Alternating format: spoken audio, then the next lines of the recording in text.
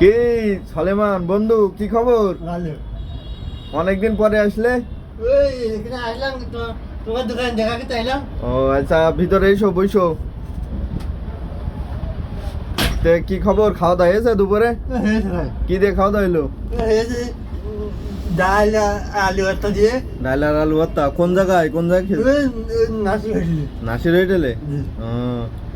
তা শৈল গতি ভালো? ভালো ভালো। আর কনে আসিলে চৌগাছায় কি কাজে?